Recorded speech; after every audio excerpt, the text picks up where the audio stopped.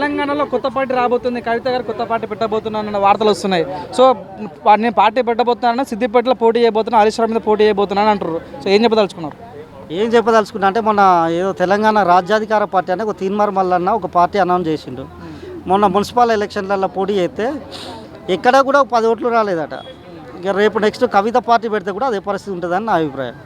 దాని గురించి మాట్లాడితే నా టైం వేస్ట్, నీ టైం వేస్ట్. తెలంగాణలో ఒక ఆనవాయితీ ఏముందంటే జైలుకు వెళ్ళి వచ్చిన పోయిన అందరూ కూడా సీఎం అవుతున్నారు. కవిత గారు జైలుకు వచ్చింది, సీఎం అయ్యే అవకాశాలు కూడా కనిపిస్తున్నాయి అంటారు.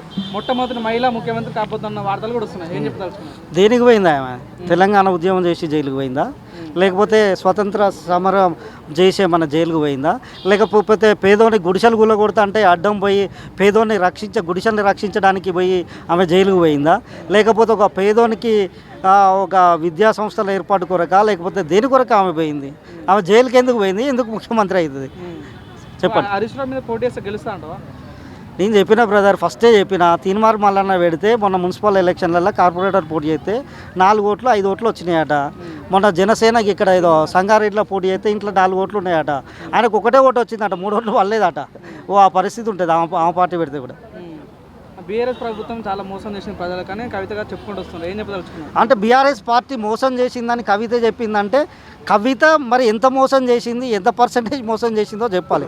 ఎందుకంటే ఆమె కూడా ఆ బీఆర్ఎస్ ప్రభుత్వం ఉన్నప్పుడు ఎంపీగా ఉన్నది, ఎమ్మెల్సీగా ఉన్నది, కేసీఆర్ కూతురుగా చాలా విషయాలలో ఆమె వాళ్ళు తీసుకున్న నిర్ణయాల్లో బాధ్యురాలుగా ఉన్నది. కాబట్టి ఆమె ఎంత మోసం చేసింది, ఆమె తెలంగాణకి ఎంత ద్రోహం చేసిందో ఆమె అది చేసిన ద్రోహాన్ని చెప్పిన తర్వాత బీఆర్ఎస్ పార్టీ కేటీఆర్ గురించి చెప్తే బాగుంటుంది. ఇక మనకు తెలియదు బ్రదర్, ఆమె ముఖ్యమంత్రి కావాలనుకుంటుంది కానీ అయ్యే అవకాశం ఇక్కడ లేదు. ఎందుకంటే ఆల్రెడీ ఇక్కడ ఉన్న పార్టీలతోటే జనాలు ఎవరు కోటేయాలనో అర్థం కాకుంటున్నారు. కొత్త పార్టీకి ఓటేసే పరిస్థితులు లేరు.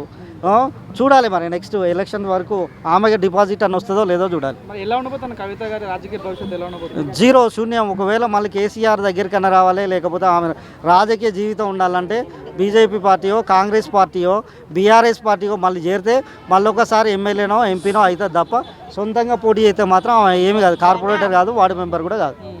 బీఆర్ఎస్ ఉంటే తను గెలుచుకుంటా అంటారు. బీఆర్ఎస్ఏ కాదు, ఆమె కాంగ్రెస్ పోయినా గెలుస్తుంది, బీజేపీ పోయినా గెలుస్తుంది, బీఆర్ఎస్కి పోయినా గెలుస్తుంది. కానీ ఏదైనా ఈ 3 పార్టీలకు పోతే మాత్రం గెలిచే అవకాశం ఉంటుంది తప్ప ఆమె సొంతంగా పోటీ అయితే కార్పొరేటర్ కూడా కాలేదు.